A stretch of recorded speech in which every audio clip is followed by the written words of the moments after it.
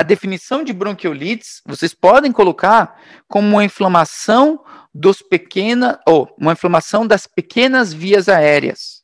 É uma inflamação das pequenas vias aéreas, como o Wellington falou, desencadenada por uma infecção viral, como o Fábio falou. Estava certinho, certo? Identificada clinicamente como sibilâncias.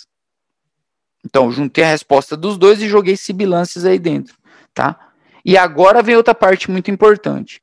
Em um lactente de menos de 2 anos de idade. Essa idade é importantíssima, tá? Também, antigamente, tinha menos de 1 ano, já havia até menos de 3 anos, mas foquem no 2. Então, é o episódio de sibilância relacionado com a inflamação das pequenas vias aéreas, desencadenada por uma infecção viral em uma criança com menos de 2 anos. Fim. E, se eu quiser melhorar, ainda fala assim, sem antecedentes de alergia, de atopia. Tá? Então, a criança não tem alergia a nada. E aí, pum, começou a sibilar. Quantos anos tem? Tem 1 ano e meio. Pode ser uma bronquiolite. Tá? Então, essa é a nossa definição de bronquiolites. A gente tem que ter isso certinho. Como palavra-chave para vocês, as sibilâncias, tá? Sibilâncias vai ser importante, a idade da criança também. Porque mais que isso, depois vocês vão ver que já não é bronquiolites. Tá? E também não vou falar que é asma, não. Porque, na verdade, tinha que ter tido uma aula só de asma também. Tá? Então, fica naquela situação assim de sibilâncias, que a gente vai ver que inúmeras patologias cursam com sibilância. Né? O teu paciente pode engolir, eu não tenho nada aqui, uma pecinha de Lego, sei lá, um plástico pequenininho, é criança, põe tudo na boca, e esse pequeno pedaço de plástico é um corpo estranho, obstrui a parte respiratória aí em alguma região, e ele vai sibilar, entenderam? Então nem tudo que sibila é asma, e nem toda asma sibila. Agora temos bronquiolites também, tá? Vamos seguir adiante. E aí vocês vão respondendo também, para todo mundo ficar acordado. Então, como eu tinha falado para vocês, dentro dessa definição, juntei a definição deles e agregamos algumas coisinhas, tá? Essa imagem aqui, se eu não me engano, é do próprio Nelson, tá? Ela traz um resumão de tudo, mas a gente precisa entender para poder encaixar nesse resumo, tá? Fator de risco para uma bronquiolites. Ou seja, em que tipo de paciente vocês esperam encontrar uma bronquiolite? Falem aí, qualquer coisa que eu vou anotando aqui e eu já comento cada uma. Idade menor de 2 anos? Idade menor de 2 anos, boa, essa daí foi muito boa. E eu vou explicar a idade da Ellen. Vocês vão falando, eu vou explicando. Idade que ela colocou, menor de 2 anos. Até escrevi aqui. Por que a idade menor de 2 anos é um fator de risco? Por causa do seguinte, pessoal. Por causa de fatores anatômicos. Fatores anatômicos. Então, quanto mais novinha for a criança, mais estreita é a árvore bronquial dela. Né? Então, eu acho que vocês concordam com isso. Então, um bebezinho aí, um neonato e etc., né, ele vai crescendo absurdamente rápido. Certo? Mas com menos de 2 anos, a árvore bronquial é estreitinha ainda. Mais de 2 anos já está mais alargada. Então é mais difícil obstruir numa situação de uma bronquiolite. Tá? Então, por causa disso, a idade é importante. Tá? Quanto mais, não vou pôr prematuro, mas quanto mais novinho ele for, mais chance ele tem de ter bronquiolites. Tá? Muito boa essa colocação. O que mais? Vai, Wellington. Wellington, eu sei que ele vai disparar alguma coisa já. Alergia. Alergia. Alergia pode ser, cara. Alergia. Pode ser. O que ele falou de alergia, eu vou agregar aqui. Alergia. Alergia, sabe de quem? Dos pais. Aí sim.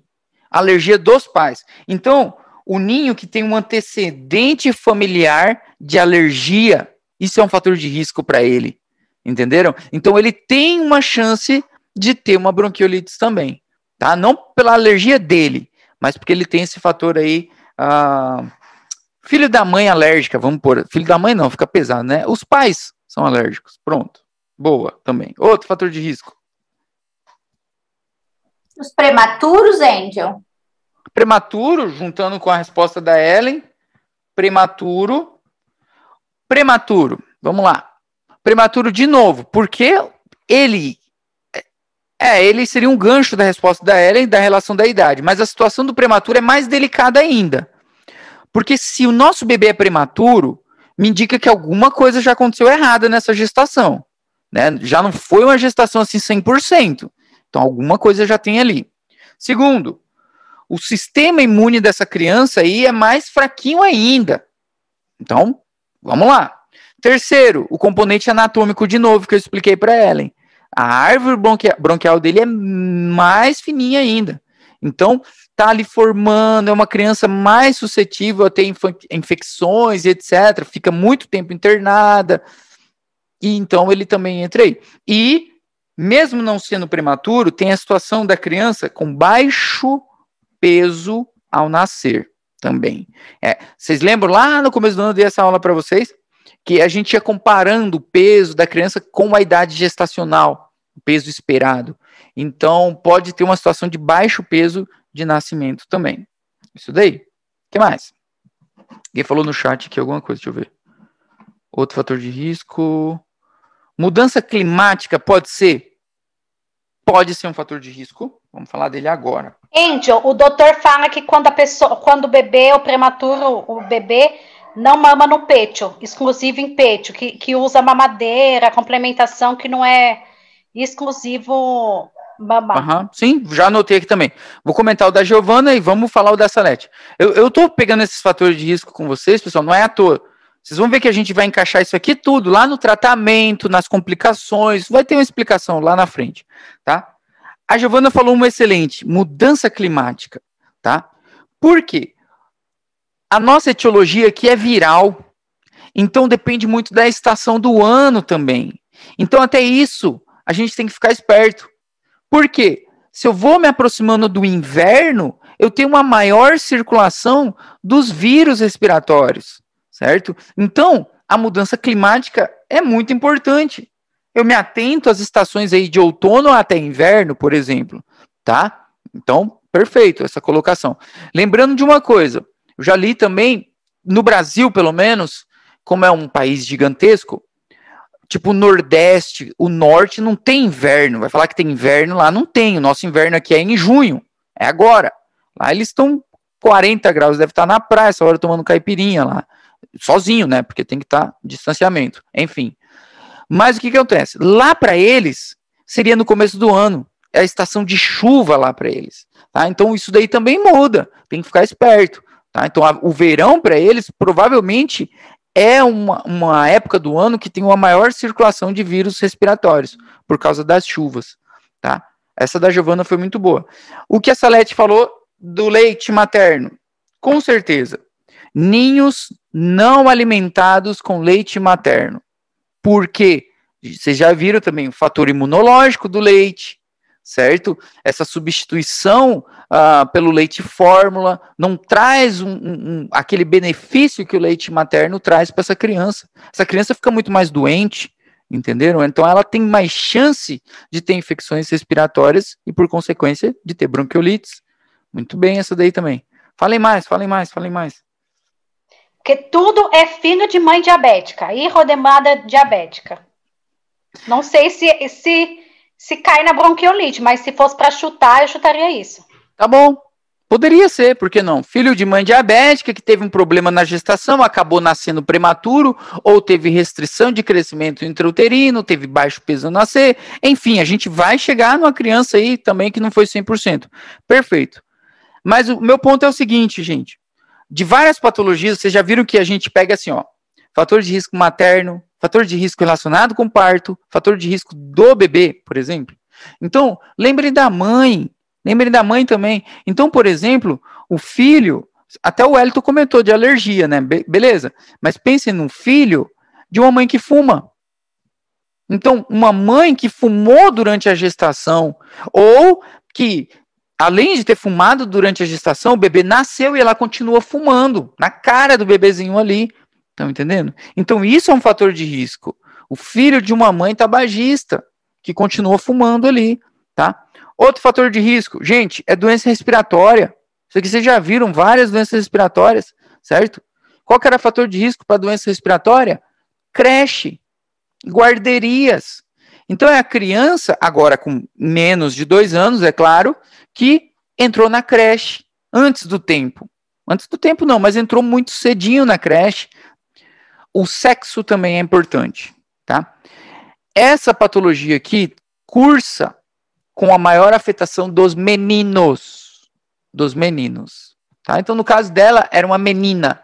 Tá? Então, os meninos têm mais chances. Por que os meninos? Porque a árvore bronquial dos homens, ou seja, dos meninos, vamos por assim, ela é mais fininha ainda, ela é mais estreita do que a das meninas. Então, sexo masculino é um fator de risco também, tá? Já sei outra. Pensa só, a mãe fuma, acabei de falar, tem um menino, quer pôr o guri na creche para ela poder trabalhar logo, etc. Não teve toda uma orientação, já nasceu prematura criança, sabe? É complicado. Então, isso pode me indicar baixo nível socioeconômico, mais uma vez, tá? Então, baixo nível socioeconômico, eu não vou falar pobreza, mas vocês entenderam, é um fator de risco para a criança ter bronquiolite também. E olha só que interessante, pegando esse gancho da pobreza, né, do baixo nível socioeconômico. As pessoas que têm esse baixo nível socioeconômico têm uma tendência a ter um número maior de pessoas em casa, certo? Então, a gente fala muito disso hoje em dia, a questão de aglomeração, certo? Então aqui, essa criança, esse bebê, eu não falo bebê, mas essa criança com 1 ano e pouco, às vezes o quartinho dessa criança, ele divide com mais 4 irmãozinhos, por exemplo, e um tio que dorme junto. Estão entendendo? Então essas crianças trazem o vírus para ele. Tá? Então essa aglomeração, morar muita gente, dividir o quarto com outras pessoas, tornam esse bebê aí suscetível a ter uma bronquiolite. Então, fator de risco, baixo nível socioeconômico, aglomeração, o que eu falei outro? Filho da mãe tabagista e por aí vai, tá? Ah, e de novo, deixa eu ver se ela tá aqui. Vitória tá aí? Tá. De novo a situação da nossa paciente. Nossa paciente é a Vitória, de 12 anos de idade, tá entendendo? Teve uma gestação meio complicada e etc, não fez o pré-natal, fazia uso de drogas de abuso, sei lá, fumava maconha, bebia, não sabe quem é o pai e por aí vai. Então, esse filho dela tem chance de ter bronquiolite. Por isso que eu falo para vocês, lembrem da mãe também, tá? Uma mãe sem pré-natal, alguma coisa do tipo, tá? Ou uma mãe adolescente, como é essa situação. Então, tudo isso daí é fator de risco, tá? Para uma criança ter bronquiolite. Sobre a causa. Realmente é uma infecção viral, fim, tá? Principal agente, só vou destacar o principal que importa, tá? O principal agente é o vírus sincicial respiratório, fim, tá? 80% dos casos estão relacionados com ele. Que outros vírus podem cursar, além do vírus sincicial respiratório? Rinovírus e os adenovírus, tá? Também acontece. Chama atenção por quê? As crianças que têm antecedentes familiares de atopia, de alergia, têm uma tendência a ter bronquiolites por rinovírus. Tá? Então elas têm aquele resfriadozinho comum com mais frequência e tal, aquela rinites, rinofaringites, e a causa da rinofaringites é o rinovírus. Tá? E por que isso? Antecedentes familiares. Tá? E o adenovírus cursa com quadros mais graves de bronquiolites. Tá? Ó, são 3 a 10% de adenovírus, mas são quadros mais graves. Tá? E o vírus sincicial respiratório, que está como 80% aqui, eu toco de novo no tema que a Giovana falou aquela hora, a estação do ano. Tá? Então, basicamente, eu tenho que ficar de olho. Tá? É um vírus aí que circula mais entre outono e inverno. Tá? Então, é a época que todo mundo fica trancado dentro de casa, aglomerado e blá, blá, blá. Tá? Todo mundo já entendeu isso. Tá? E a forma de transmissão? Qual é a forma de transmissão desse vírus, gente? Poxa, isso aqui vocês já estão cansados, não aguenta mais escutar, né? Gotículas, certo? E contato com as mãos. Então é aquela situação de todo mundo pegar a criança, sabe? Tipo assim, tem um menininho lá com 1 ano e meio, o cara chegou da rua, que bonitinho teu filho, e pam, põe a mãozona no bebê lá, na criancinha. E é complicado. Por quê? Tanto pode ser por forma, como que eu posso falar para vocês? De gotículas que essa criança inala e etc. Ou ela pega a mãozinha dela suja e coça o olho. Coça o olho aqui. Então pode ser tanto de nasofaringe quanto de conjuntiva, essa infecção aqui. Tá? Então, um bom lavado de mãos, um álcool em gel, o uso de máscara, mais ainda, não só pelo coronavírus, mas nessa situação.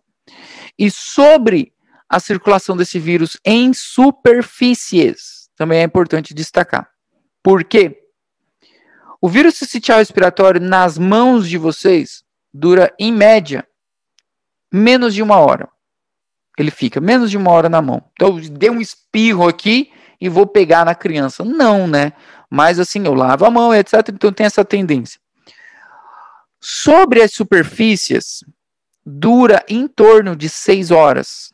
6 horas. São sobre alguma superfície de mesa, o berço, a cama, o controle de TV, mamadeira, sei lá o que, em torno de 6 horas.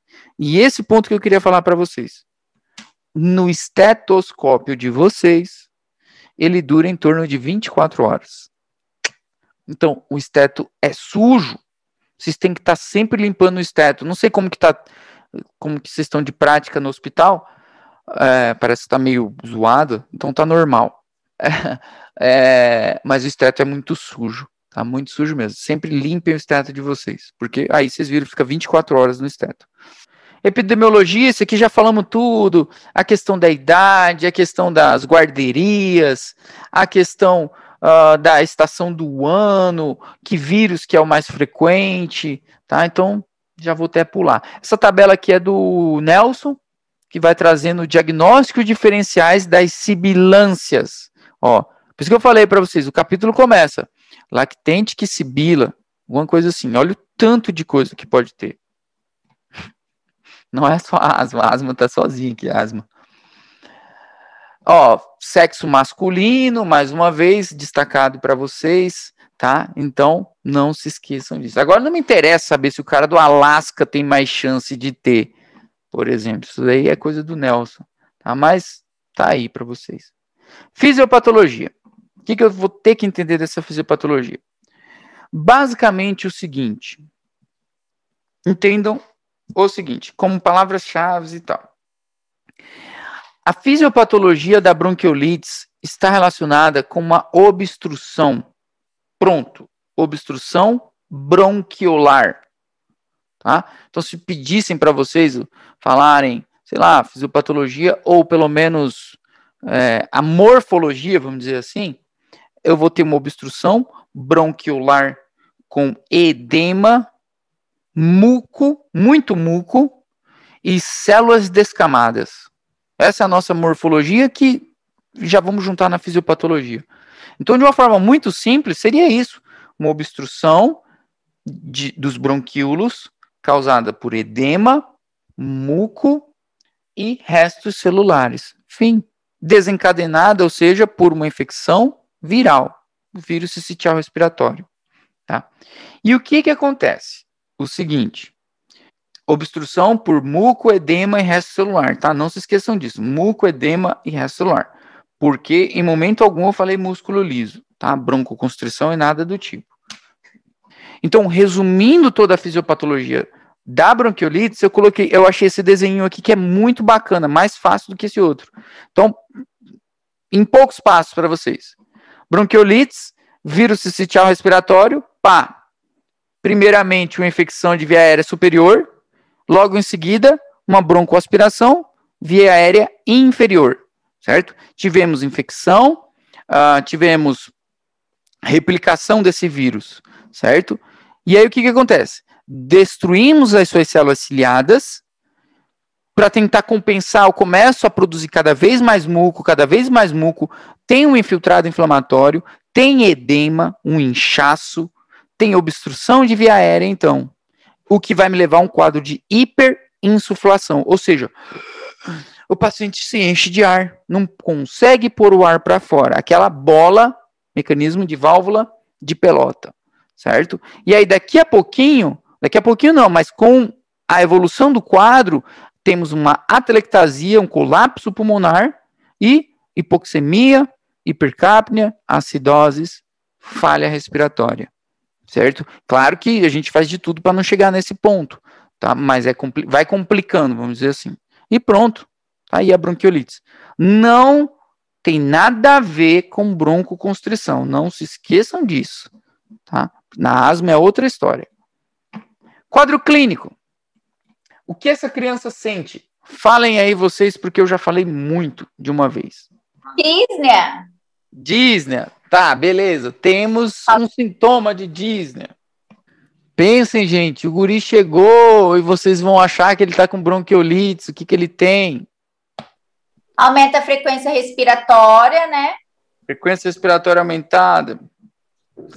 Sibilância. Sibilância é importante. Poxa, pelo amor de Deus, sibilância é a nossa palavra-chave. Vamos organizar, tá? Vamos organizar isso aqui. Eu acabei de falar para vocês na fisiopatologia. O quadro clínico dessa criança é assim, pessoal. De início, essa criança tem aqui, ó, infecção de via aérea superior, aquela coriza transparente, obstrução nasal, espirro, febre, uma febrezinha baixa. Então, são sintomas que vocês viram naquele resfriado. Porque eu acabei de falar na fisiopatologia que o agente causal faz o quê? Replicação de células epiteliais daqui, primeiro. Certo? Depois ele vai chegar para os sibilos que vocês falaram. Tá? Então, primeiramente, são sintomas de infecção de via aérea superior. Depois que esse paciente teve essa afetação de bronquíolo mesmo, aí dísnea, perfeito. Aí sibilâncias, perfeito. Aí esse paciente tem tosse. Tosse é um sintoma muito chato aqui, inclusive. E o nosso paciente também pode ter estertores. Estertores também, junto com a sibilância. Por que não? Tem muco ali dentro, tá? E outro quadro clínico importante, esses aqui sim, agora começa a complicar a situação. São aqueles signos de dificuldade respiratória, certo? Então é aquela situação, deixa eu ir passando na página aqui, é aquela situação de tiragem, aleteio nasal, tá entendendo? Eu sei que vocês lembram disso daí. Retração dos espaços intercostais, fossa supraclavicular, então cianoses, quem sabe. Então isso pode estar dentro do meu quadro clínico. Apneia, doutor, meu filho parou de respirar. Olha aqui, ele não está respirando. Meu Deus, uma bronquiolite, pode ser, não sei, ele é prematuro. Quantos meses? Tem 1 mês de vida, tá entendendo? Então, vamos juntando, tá? E é um quadro viral. Então, é um quadro que progressivamente vai melhorando, na maioria das vezes, tá? A grande maioria das vezes ele vai melhorando. Coisa assim, de 2 semanas, essa criança melhora. Por 3, vai. De 2 a 3 semanas, essa criança melhora. E, de novo, eu já falei isso para vocês, a tosse continua.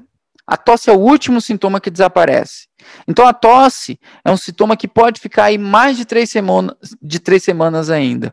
Tá? Ela fica assim de forma mais tardia. Demora mais para desaparecer. Tá? Não se esqueçam da situação da apneia, principalmente relacionada com o prematuro. Tá? E sobre esse quadro clínico, como eu comentei com vocês mesmos foram falando, tem 2 scores aqui que eu trouxe para vocês. Tem uma puntagem de Tal, ou score de Tal, e uma escala de Woods, tá? Dá na mesma, tá? Ou de Woods ou de Tal. Como que funciona essa escalinha de Tal? Assim, ó. É para a gente ver o grau de obstrução. Se a gente está diante de uma obstrução leve, moderada ou grave, certo? De acordo com o quadro clínico dessa criança.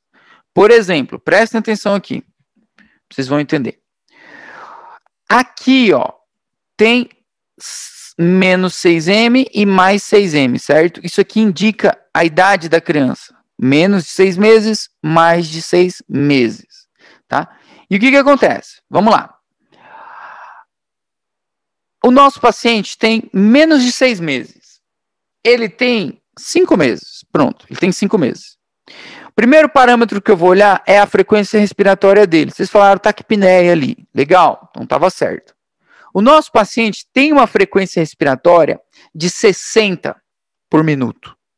Tá? Então ele está com 60 por minuto. Então, puta, não vou por 60 não, vamos por 50 para bater um ponto aqui. Então o nosso paciente está com a frequência respiratória de 50 por minuto. Tem menos de 6 meses? Tem. Pontua quanto? 1. Então ele já tem 1 ponto, tá? 1 ponto. Próximo. O nosso paciente apresenta sibilâncias no final da expiração. Então ele inspira e quando ele expira, ele sibilos bem no final dessa expiração. Vocês lembram que era a sibilância do gato, tá? Então ele pontua 1, tá? Se fosse na inspiração e expiração com o esteto lá, ele pontuaria 2, tá? Mas vamos seguir que ele pontuou 1. Sibilâncias no final da expiração. Coloquei lá, bem calminho. Puta, vamos pontuar mais 1, já tem 2. Cianose, essa criança tem cianose ou não? Vamos dar uma olhada. A cianose aqui é uma cianose central, porque é pulmonar, inclusive. Então ele tem a boquinha azulada. Uma boquinha azulada e ele está chorando e está ali respondendo. Então ele pontua 1 também. Então temos 3 pontos no nosso paciente. Tá? Frequência respiratória, sibilâncias expiratórias e uma cianose perioral, tá? E ele tem uso da musculatura acessória subcostal, tá? Então, mais 1 ponto também. Então, nosso paciente tem 1, 2, 3, 4 pontos na pontagem de tal. Então, ele tem uma obstrução leve, porque a leve é de 0 a 5. A moderada é de 6 a 8 e a grave de 9 a 12, tá? Para que eu tenho que saber isso? Para tratar meu paciente, tá? Para saber, meu Deus, o que está acontecendo? O que eu tenho aqui na minha frente? Qual que é o risco que essa criança tem?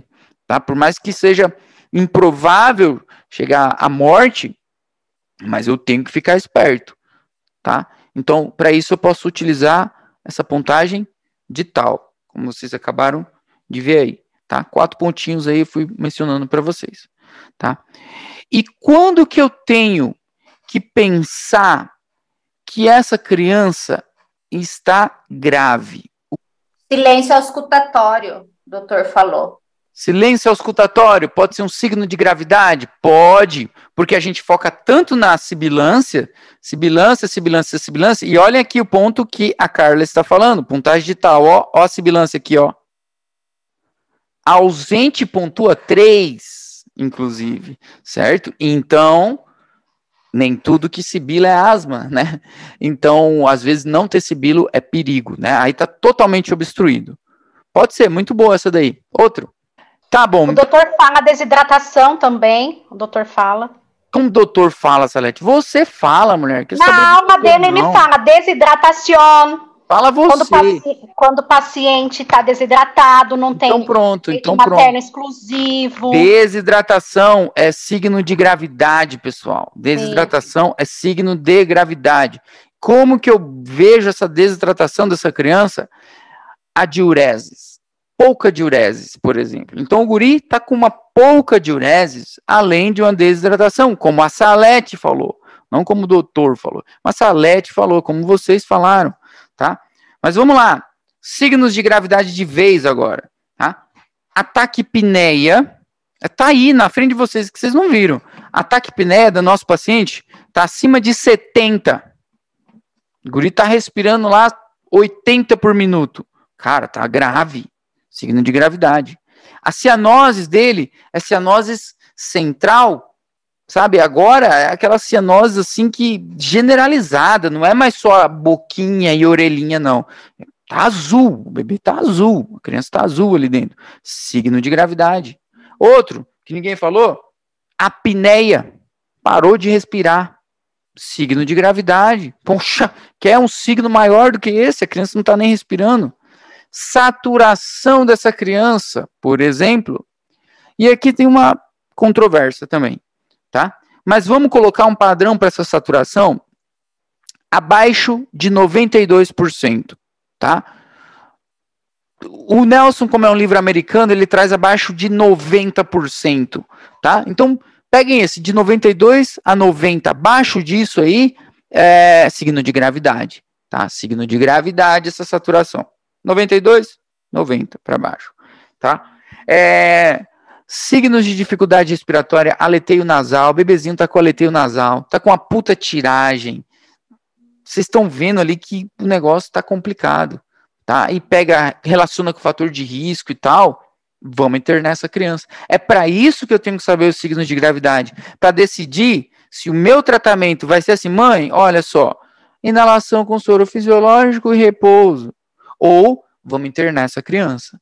Estão entendendo? Por isso que eu tenho que saber, tá? Por isso que eu tenho que saber. Não adianta vocês ficarem fazendo curso de fármaco aí, decorando quem é gram positivo e gram negativo, se esse conjunto não vem na mente. E a gente só tem esse conjunto, assim, discutindo, tá? Anorexia, tá vendo a anorexia aqui, ó? Essa anorexia representa, sabe o que na vida real? Recusa alimentar. É um signo de gravidade também. Não é anorexia. É recusa alimentar. A criança não quer mamar, ela não quer comer, ela não quer nada. Isso é signo de gravidade, tá? Beleza. Ah, droga, tava aqui. Enfim, é raro observar cianose. Tá vendo que eu deixei? É raro observar cianoses. É raro. Se eu observo cianoses, tá grave. Estão entendendo? Então, tipo, é isso, tá? Outro ponto, a tosse pode persistir mais tempo. Então, o quadro dura 1 a 2 semanas e a tosse pode continuar, tá? Então, pode acontecer. Complicações. Vamos terminar, vamos correr. Complicações. Essa bronquiolites pode complicar no quê, gente? Não sei nem se está escrito aí. Está escrito, as complicações são raras. Mas quais complicações podem ter essa criança? Pneumonia seria? Pneumonia seria, poxa, pneumonia, pessoal. Pneumonia pode ser uma complicação infrequente. Menos de, sei lá, 2%, 1% pode complicar com a pneumonia. E é importante saber isso, porque agora muda o meu tratamento. Então eu tenho que tratar a pneumonia, tá? Mas tá certo, pode ser pneumonia, mas qual que é a complicação de uma bronquiolite? O que vocês pensariam? Além da pneumonia. Otites média aguda. Tá? Enfim, já pegamos, né? Então, complicação, pneumonia, como o Fábio falou, mais rara, e uma otites média. Ela é a mais frequente. E o diagnóstico? Puta, apareceu a imagem, eu ia perguntar. Que exames vamos solicitar para o diagnóstico dele? Mirela, Rita. Raio-x de tórax. Raio-x de tórax, pode ser que sim, mas eu não solicitaria, mas pode ser que sim. Gasometria arterial? Gasometria arterial pode ser que sim, mas eu também não solicitaria. Estou anotando aqui. Hemograma? Hemograma pode ser que sim, mas eu também não solicitaria. Isso daí, tudo que o Fábio falou está tudo certo, mas a gente não solicitaria, porque vamos pedir 0 exames. Nenhum exame é solicitado para o diagnóstico da bronquiolite. Tá? O diagnóstico é simplesmente clínico. E qual que vai ser o diagnóstico dele? Primeiro episódio de sibilâncias no ninho, com menos de 2 anos de idade, sem antecedentes de alergia. Chegou com isso daí para vocês? Bronquiolites, acabou. Então não peço raio-x, não peço hemograma, não peço nada. Eu tô com o meu diagnóstico pronto. Tá? Mas e esse raio-x que brilhou aí na outra foto? Pode ser que eu peça raio-x. Quando? Eu vou solicitar o raio-x na situação seguinte. Por que eu não solicito? Vamos entender por que não solicitar o raio-x. Eu não solicito o raio-x para essa criança porque eu não quero expor essa criança a uma radiação desnecessária. Lembre que nossa criança tem uma idade, ele é novinho demais, tem meses, se duvidar, é prematuro se duvidar. Então, vamos considerar bronquiolites, vamos tratar a bronquiolites, tá? Então, não solicito raio-x. E outro ponto é que todo raio-x que a gente solicita lá é rapidão. Alguém bate o olho e olha aqui, ó, tem uma pneumoniazinha bem aqui, ó. Vamos tratar antibiótico. E às vezes não era pneumonia. Então, tô dando antibiótico para uma criança dessa, sem necessidade. A causa era muco, célula morta e edema. Entenderam? Então, geralmente, não se solicita o raio-x, tá? Justamente por isso, para evitar a exposição e para não começar um tratamento furada, tá? Quando eu solicito raio-x? Solicitamos raio-x quando o nosso ninho tem aqueles signos de gravidade. Aí sim, tá? Aí a gente vai atrás. Então, eu estou diante de um desconforto respiratório importante, aleteio nasal, aquele monte de tiragem, etc. Meu, raio-x dessa criança. Vamos ver o comprometimento, tá? Sibilâncias e tal. Ou eu suspeito de complicações, tá? Então, estou suspeitando de alguma complicação ou nessa situação. E no raio-x dessa criança, nós vamos ver isso daqui. Lembrem de uma coisa, uma bola. Então, o ninho está cheio de ar. Tá? Então, o raio-x dele, temos uma hiperinsuflação. Hiperinsuflação. E como que eu detecto essa hiperinsuflação aqui? Com o seguinte, gente. Presta atenção, é facinho, vocês vão ver. A horizontalização das costelas. Horizontalização dos arcos costales. Ó, podem ver como tá? Eles estão bem horizontalizados, tá? Ou retos, retificação dos arcos costales. Hiperinsuflação. Outro achado aqui, olhem com carinho bem aqui, ó. Eu tô riscando, tá? Mas olhem que o parênquima pulmonar tá fazendo isso aqui, ó. Ó, vou apagar agora, ó. Vocês estão vendo? Tá fazendo tipo uma voltinha ali, uma herniação, como se fosse um abaulamento, que a gente viu também, um abovedamento, tá? Mas é uma herniação. Então, eu tenho uma herniação do parênquima pulmonar entre os espaços, ou seja, no espaço intercostal, tá? Então, também é outro achado de raio-x que me indica uma hiperinsuflação, ou seja, uma bronquiolite. Outro achado nesse raio-x, aplanamento do diafragma também. Então, olhem o diafragma aqui, aplanado.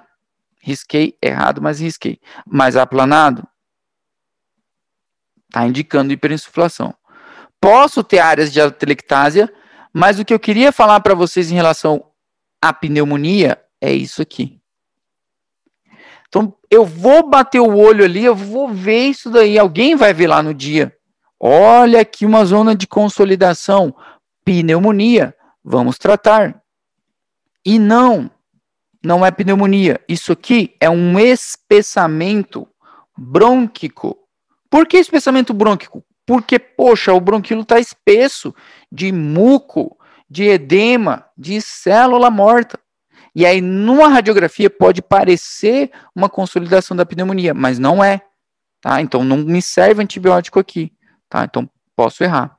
Tá? E nessa radiografia aqui lateral, tem um signo muito importante aqui. Eu não vou perguntar, mas já vou falar para a gente correr. Que é isso aqui, ó. Ar na frente do coração. Tem ar na frente do coração aí. Estão entendendo? Então é ar pré-cardíaco, certo? Isso indica que tem muito ar nesse tórax. Além do que, ó, eu estou aqui com um mini tórax em tonel, lá do enfisematoso, tá aqui, ó, um tórax com o diâmetro antero-superior alargado, zonas de atelectasia, colapso pulmonar. Tá? Então esses seriam achados de uma bronquiolite, tá? O que eu solicitaria? Nada. Só se fosse... e a questão do hemograma, proteína C reativa, etc. Não me serve para nada, tá? Não vai servir mesmo. No máximo, raio-x. Tratamento. Para a gente terminar, vamos tratar essa criança. Já são 8h10. Eita, deu 1 hora de aula. Tratamento. 2 coisas, pessoal. É um quadro viral, certo? Então, a gente já viu também que é um quadro autolimitado. E eu falei para vocês o tempo, inclusive aquela horinha lá. Vai ser importante isso. E vimos também na tabelinha de Tal lá, e a de Woods, para a gente classificar o nosso grado ali em leve, moderado, grave, etc. Tá? Justamente por causa desse tratamento aqui. Por quê? Numa situação de uma bronquiolite leve, o tratamento é em casa. Como que a gente vai tratar essa criança em casa? Uma inalaçãozinha, soro fisiológico, certo? Muito líquido, como sempre, repouso, como sempre, analgésico, se tiver com dor e tal, antipirético para febre, porque vocês lembram que a febre é algo que incomoda muito os pais, tá? E o principal, orientação. Então eu vou explicar para os pais, certo? Que esse quadro é limitado, já vai passar, para ele tomar esse remedinho aqui na febre. Se não tiver febre, ele não precisa tomar, estão entendendo? E tá sempre em contato, e a criança vai melhorar. Pronto, foi embora para casa. Vou dar antibiótico para essa criança? Não. Tá? Fiz até, não quis nem fazer raio-x para evitar isso, então não, tá bom? E outro detalhe também importante é tomar os cuidados, né, com o isolamento da criança, não expor outras crianças também a ela e tal, senão a gente desencadena. Se tiver na creche, não mandar para a creche e tal. Enfim, tratamento de boa. Tá? Agora, a nossa segunda situação é essa. Vamos ter que internar a criança. E quando a gente interna essa criança? Aí eu coloquei para vocês alguns critérios. Mas esses critérios estão baseados nos fatores de risco e nos signos de gravidade. Então é tudo que vocês já falaram aquela hora. Ó, taquipneia marcada para a sua idade. Por isso que na escalinha lá falava com menos de 6 meses, mais de 6 meses, tá? A frequência, tá? Outro, deixa eu pegar outro aqui. Retração, aleteio nasal. O paciente, quanto mais novo, mais complicado fica. Situação socioeconômica, tá tudo aqui de novo. Saturação, ó, abaixo de 92. Falei para vocês aquela hora. Signos de desidratação, então a gente interna essa criança. E essa criança internada, como a gente trata? Da seguinte maneira. Com suporte ventilatório, certo? Porque ela está saturando baixo, como vocês viram, está com dificuldade. Suporte ventilatório, ou seja, oxigênio, terapia nela, tá? Vocês estão vendo aí na fotinha. Suporte nutricional, como a Salete falou, o bebê está desidratado, então eu preciso reidratar essa criança, tá? Então vamos hidratar ele, tá? Hidratação endovenosa. Então suporte nutricional, suporte ventilatório, inalação com soro fisiológico. Tá? Vou dar antibiótico para essa criança? Não, tá? Então basicamente o tratamento de um ninho hospitalizado é esse, suporte ventilatório, suporte nutricional, e a inalação de novo. Fim, ele vai melhorar. Então, o que eu tenho que fazer nesse tratamento aqui? Que nem eu falei naquela aula para vocês. Sei lá, semana passada ou retrasada. O que não fazer? Por exemplo, eu vou aspirar o nariz dessa criança? Não, porque não tem por que aspirar o nariz da criança se eu estou com uma bronquiolite. É lá embaixo. Tá? Então, não tem necessidade de aspirar o nariz dela. Além do que, eu posso machucar, entendeu? Causar mais edema e aí causar lesões. Então, eu não faço aspiração do nariz. Fisioterapia respiratória, também não faço. Não tem evidência que não melhora. Ou seja, não tem evidência que melhora. Tá até aqui, ó. Tampouco há benefício com fisioterapia do tórax. Então, também não faço fisioterapia nessa situação. 2 situações que eu não faço. Essa, uma das principais. Eu vou dar essa criança um beta-2 agonista de curta duração, ou seja, um broncodilatador. Não, porque não me serve. A minha fisiopatologia não é músculo fechando, é muco. É célula morta, é inflamação, é edema. Então esse broncodilatador vai servir para quê? Vai servir para nada. Vai servir para uma coisa. O beta-2 agonista aqui. Se vocês derem o broncodilatador para essa criança e ela melhorar, vai servir para uma coisa. Ela não tinha bronquiolites. Entenderam? Então, seria tipo para descartar. Então, eu já nem dou, tá? Então, também não dou. Não aspiro o nariz, não fisioterapia respiratória, não dou broncodilatador também. Aquele bromuro de ipratrópio lá que o doutor também não dou. Tratamento da asma, tá? Então, pula fora também. Adrenalina, vamos dar para essa criança? Inalação de adrenalina, escambau 4? Não também. Tudo é não. Corticoide, para finalizar. Nem vou comentar. Também não.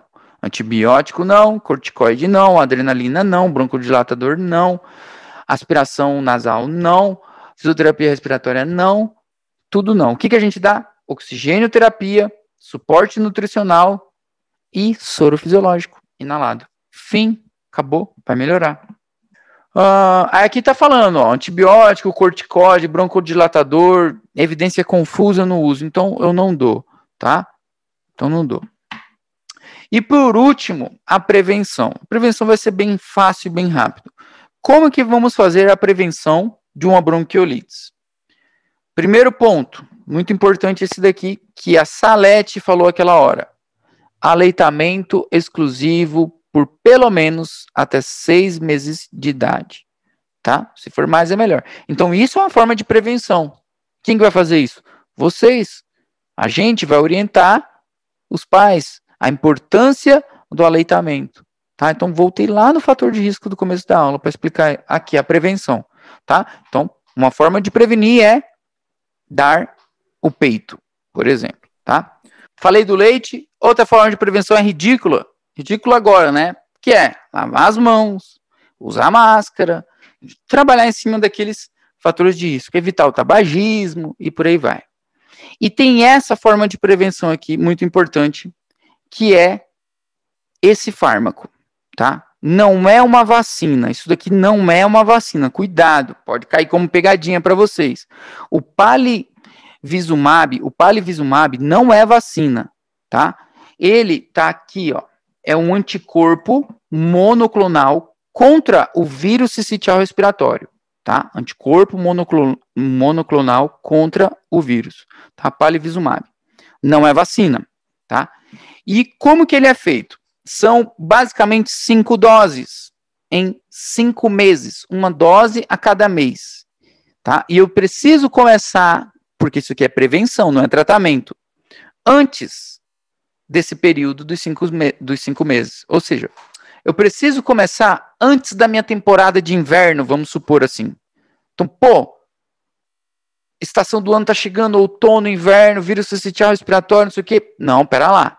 Palivizumab. Eu quero evitar. Isso aqui é a minha prevenção. Qual é o problema disso? É caríssimo, custa R$5.000 cada dose. Tem que dar 5 doses, R$25.000, por exemplo. Tá? Então é muito caro, mas o governo paga, pelo menos, o governo do Brasil. Tá? E lembrando, não é uma vacina, é uma dose por mês durante 5 meses, tá? Para evitar que essa criança tenha uma bronquiolite. E aí, para essa criança ter o acesso a essa medicação que é cara, como eu acabei de falar para vocês, ela tem que se enquadrar dentro de alguns critérios, tá? Que são critérios de risco de gravidade da bronquiolite, tá? Que foram aquilo lá que vocês mesmos falaram lá atrás, lá nos fatores de risco, nos sinais de gravidade, etc. Então, por exemplo, questão da idade, o bebê é prematuro, nasceu com menos de 29 semanas, ele tem indicação de ter acesso a um palivizumab, por exemplo, para evitar bronquiolites. Outra situação, o nosso paciente tem uma cardiopatia congênita também. Então, pode ter acesso ao fármaco também. O governo vai bancar. Outra situação, a criança tem uma displasia broncopulmonar. Então, por 2 anos, inclusive, pode receber esse fármaco aí e ele vai melhorar. Ou seja, na verdade, vai evitar de ter a doença, tá? É uma forma de prevenir. Não é vacina, tá? Palivizumab. E, fim. Já era. Acho que eu me estendi um pouco. Na verdade, eu queria dar mais rápida, mas eu fiz uma forma completa e com a participação de todos vocês.